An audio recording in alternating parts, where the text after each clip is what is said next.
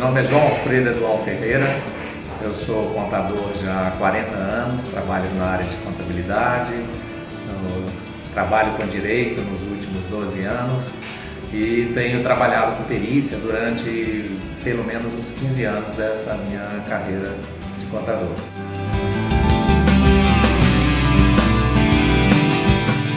Bem, a perícia é um meio de prova. Vamos pensar na perícia judicial, né? Tem a perícia extrajudicial. Então, a perícia judicial ela é um meio de prova bastante utilizado pelo juiz, tá? Quando ele necessita de uma opinião técnica sobre determinado assunto que ele não domina. Aí entra a função do perito judicial.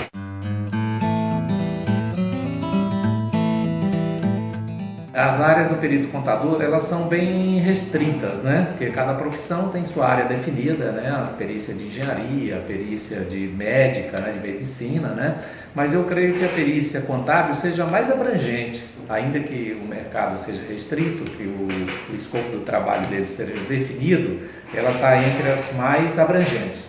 Porque o perito contador, ele pode trabalhar em cálculos financeiros, né? De maneira geral, ele pode atuar, né, como bancários, acertos de contas, né? Então ele pode atuar também nas questões contábeis, principalmente nesta só ele pode atuar, né? Como vocês devem saber, né? Só o contador com nível superior, né? Não técnico de contabilidade, pode atuar na perícia, né? Então quando ele trabalha com a perícia contábil propriamente dita, que é aquele exame de escritas contábeis das empresas, que é exame dos registros da empresa, né? Então essa é privativa do contador com registro no Conselho Regional de Contabilidade. Tá? Mas fora essa, você ainda tem as tomadas de conta, as liquidações de empresa, né? O universo é muito vasto, né? Títulos de crédito, né?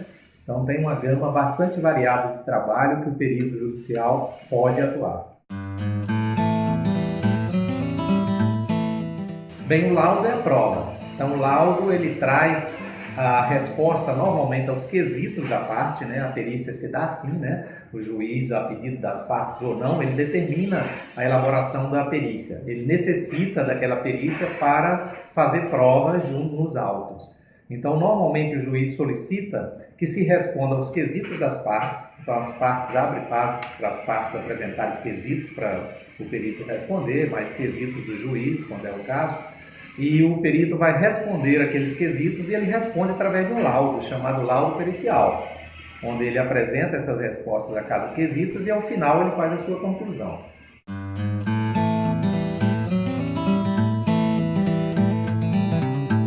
O juiz tem que conhecer, então o perito tem que se fazer conhecido. Por quê? Porque o perito é o olho do juiz aonde ele não pode ver, é a mão estendida do juiz aonde ele não pode chegar. Então, determinada causa, o juiz precisa elucidar questões e ele não sabe como é que foi feito, como é que foi realizado determinado ato, qual a consequência dele. Então, aí ele se utiliza do trabalho pericial. Então, a questão confiança é extremamente, eu diria que é fundamental, tá, para que o juiz nomeia o perito. Bem, o assistente técnico ele já não é do juiz. Então, o juiz, quando nomeia um perito, tá? Aquele perito, aquele técnico vai responder ao juiz. A função dele é responder ao juiz. Já os assistentes técnicos eles são nomeados pelas partes, né? Então isso está previsto no CPC, até como meio da ampla defesa, né? Tem que ser exercida no processo judicial. Então as partes indicam os peritos assistentes, parte autor, parte ré. Então esses peritos assistentes eles vão atuar junto ao perito do juiz, acompanhar o seu trabalho, vai suprir às vezes algumas necessidades, algumas demandas que ele tem, como por exemplo documentação, informações que às vezes não estão no processo e que o perito do juiz precisa, então ele recorre ao perito assistente e ele acompanha todo o processo de realização do perito do juiz. O primeiro desafio que eu vejo para o perito contador é dele se tornar conhecido, dele ser nomeado, dos juízes confiarem nele e o nomearem como o seu assistente, como o seu perito. Conseguir pessoas qualificadas para o auxiliar. Então, muitas vezes, o que o perito necessita para concluir o seu trabalho não está nos autos. né? E ele precisa de documentação complementar para chegar àquela conclusão. E nem sempre ele tem a colaboração das partes, principalmente quando as partes estão se debatendo de forma muito efetiva, né? E não querem oferecer provas.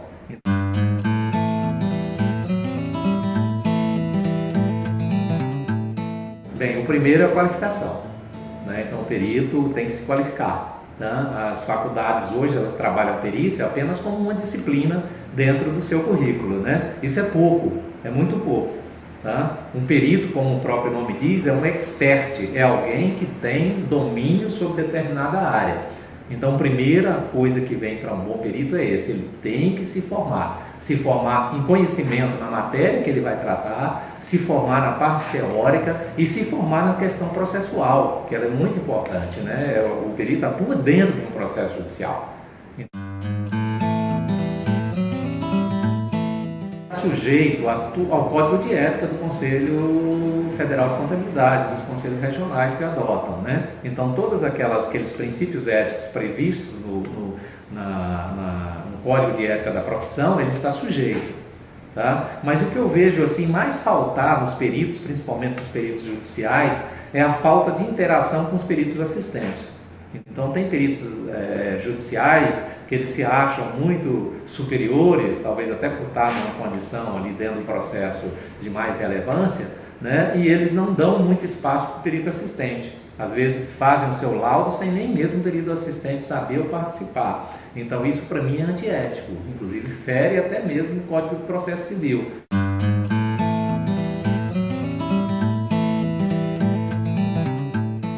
Decisão de fazer isso e fazer bem feito, né? E qualificação. Olha, a área de perícia é uma área muito boa de se trabalhar.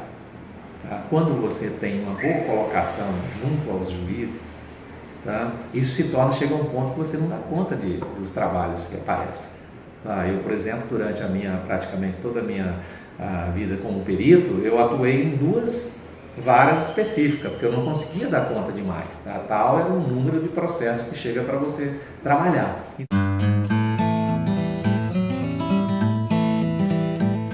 Ele vai analisar o processo, os autos, vai ver o trabalho que ele vai desenvolver, a complexidade dele, né? É o primeiro item. Segundo, o tempo que ele vai gastar para executar aquele trabalho.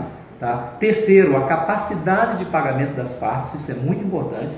Tá? O perito, ele tem, como qualquer profissão, você tem que desenvolver um trabalho social junto a isso. Então há situações em que é extremamente complexo, é extremamente trabalhoso e às vezes você tem que fazer até de graça, porque você percebe que a capacidade de pagamento das partes são muito limitadas.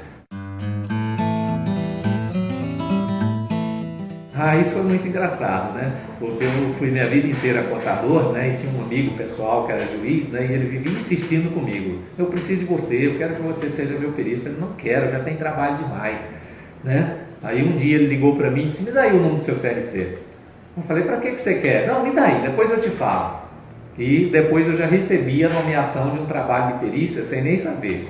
Mas não, você vai fazer para mim. Então eu comecei meio que por acaso, né? Aí eu discuti com esse amigo: poxa, mas eu nunca fiz esse trabalho. Não, você é da minha confiança, você é extremamente técnico, é qualificado, então você vai fazer para mim. A perícia foi uma porta de entrada para mim. Tá? Depois disso, esse mesmo juiz, ele me apresentou para vários juízes, né? E tinha um outro juiz conhecido que também passou a me nomear, e aí eu passei a limitar. Então eu passei a recusar a perícia dos outros juízes, né, por uma questão de demanda, né, que eu não tinha uma demanda de tempo muito considerável, né, e por aquela questão que eu falei inicialmente. O perito, se ele for amigo do juiz, se ele for conhecido, se o juiz conhecer o trabalho e a competência dele, se torna tudo muito mais fácil. Tá? Para quem queira se dedicar à perícia contábil, é começar trabalhando junto com o perito. Tá? Porque ali você vai pegando todo o trâmite, você vai aprendendo e você vai se formando para, logo depois, se tornar um perito independente. Mas também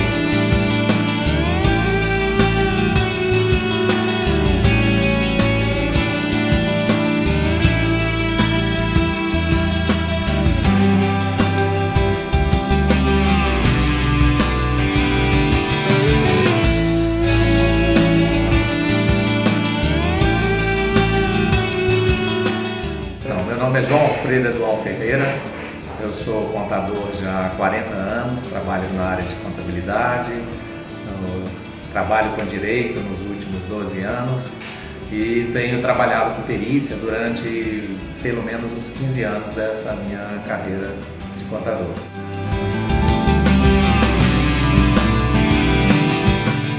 Bem, a perícia é um meio de prova. Então, meio de prova, vamos pensar na perícia judicial, né? Tem a perícia extrajudicial.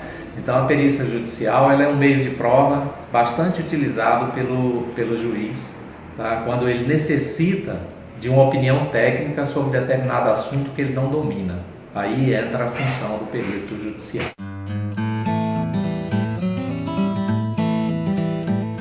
As áreas do perito contador, elas são bem restritas, né? Porque cada profissão tem sua área definida, né? A perícia de engenharia, a perícia de médica, né? De medicina, né? Mas eu creio que a perícia contábil seja mais abrangente, ainda que o mercado seja restrito, que o escopo do trabalho dele seja definido, ela está entre as mais abrangentes. Porque o perito contador, ele pode trabalhar em cálculos financeiros, né? De maneira geral, ele pode atuar, né, como bancários, acertos de contas, né? Então ele pode atuar também nas questões contábeis, principalmente só ele pode atuar, né? Como vocês devem saber, né? Só o contador com nível superior, né? Não técnico de contabilidade, pode atuar na perícia, né? Então, quando ele trabalha com a perícia contábil propriamente dita, que é aquele exame de escritas contábeis das empresas, que é exame dos registros da empresa, né? Então essa é privativa do contador com registro no Conselho Regional de Contabilidade. Tá? Mas fora essa, você ainda tem as tomadas de conta, as liquidações de empresa, né? O universo é muito vasto, né? Títulos de crédito, né? Então tem uma gama bastante variada de trabalho que o perito judicial pode atuar. Bem, o laudo é a prova. Então, o laudo ele traz a resposta normalmente aos quesitos da parte, né? A perícia se dá assim, né? O juiz, a pedido das partes ou não, ele determina a elaboração da perícia. Ele necessita daquela perícia para fazer provas junto nos autos. Então, normalmente o juiz solicita que se responda aos quesitos das partes. Então, as partes abrem espaço para as partes apresentarem os quesitos para o perito responder, mais quesitos do juiz, quando é o caso. E o perito vai responder aqueles quesitos e ele responde através de um laudo, chamado laudo pericial, onde ele apresenta essas respostas a cada quesito e ao final ele faz a sua conclusão.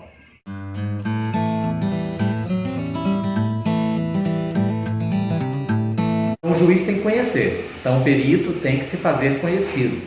Por quê? Porque o perito é o olho do juiz onde ele não pode ver, é a mão estendida do juiz onde ele não pode chegar.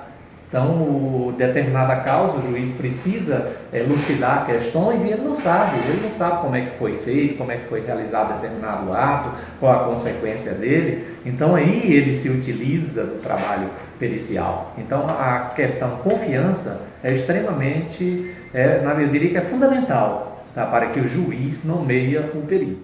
Bem, o assistente técnico ele já não é do juiz. Então, o juiz, quando nomeia um perito, tá? Aquele perito, aquele técnico vai responder ao juiz.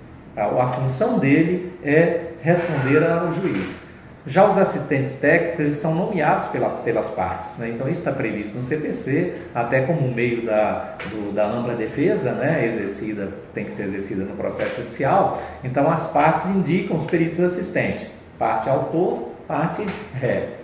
Né? Então esses peritos assistentes eles vão atuar junto ao perito do juiz, acompanhar o seu trabalho, vai suprir às vezes algumas necessidades, algumas demandas que ele tem, como por exemplo documentação, informações que às vezes não estão no processo e que o perito do juiz precisa, então ele recorre ao perito assistente e ele acompanha todo o processo de realização do perito do juiz. O primeiro desafio que eu vejo para o perito contador é dele se tornar conhecido, dele ser nomeado, dos juízes confiarem nele e o nomearem como o seu assistente, como o seu perito, conseguir pessoas qualificadas para o auxiliar. Então, muitas vezes, o que o perito necessita para concluir o seu trabalho não está nos autos. né? E ele precisa de documentação complementar para chegar àquela conclusão. E nem sempre ele tem a colaboração das partes, principalmente quando as partes estão se debatendo de forma muito efetiva, né? E não querem oferecer provas.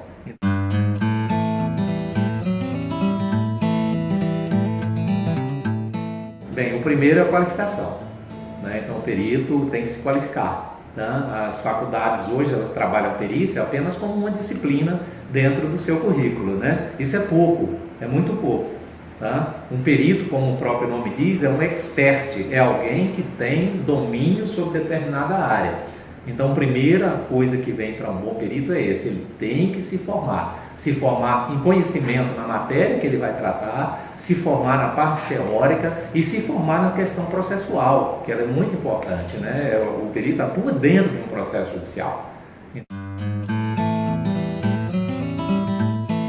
Sujeito ao Código de Ética do Conselho Federal de Contabilidade, dos conselhos regionais que adotam, né? Então todos aqueles princípios éticos previstos no Código de Ética da profissão, ele está sujeito, tá? Mas o que eu vejo assim mais faltar nos peritos, principalmente nos peritos judiciais, é a falta de interação com os peritos assistentes. Então tem peritos judiciais que eles se acham muito superiores, talvez até por estar numa condição ali dentro do processo de mais relevância, né? E eles não dão muito espaço para o perito assistente. Às vezes fazem o seu laudo sem nem mesmo o perito assistente saber ou participar. Então isso para mim é antiético, inclusive fere até mesmo o Código de Processo Civil.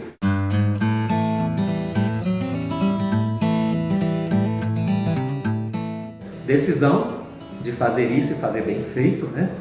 E qualificação. Olha, a área de perícia é uma área muito boa de se trabalhar. Tá? Quando você tem uma boa colocação junto aos juízes, tá? Isso chega a um ponto que você não dá conta dos trabalhos que aparecem. Tá? Eu, por exemplo, durante praticamente toda a minha vida como perito, eu atuei em 2 varas específicas, porque eu não conseguia dar conta de mais. Tá? Tal é o número de processos que chega para você trabalhar.